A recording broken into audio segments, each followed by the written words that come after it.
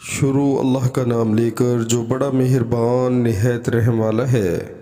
یہ واقعہ بیان کیا جو پہلے گزر چکا، اور شعبہ نے اپنے ہاتھوں کو زمین پر مارا، پھر انہیں اپنے منہ کے قریب کر لیا اور پھونکا، پھر ان سے اپنے چہرے اور پونچھوں کا مسح کیا۔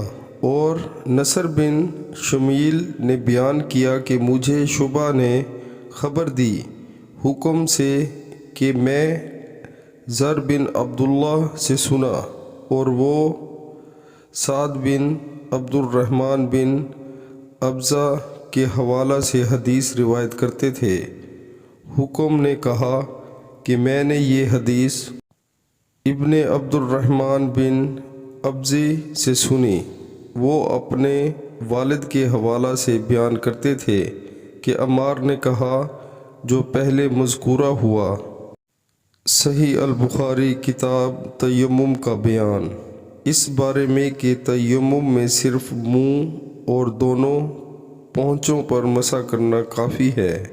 حدیث نمبر 339۔ پیارے مسلمانوں، اللہ تعالی ہمیں حدیث پاک سن کر اس پر عمل کرنے کی توفیق عطا فرمائے، آمین۔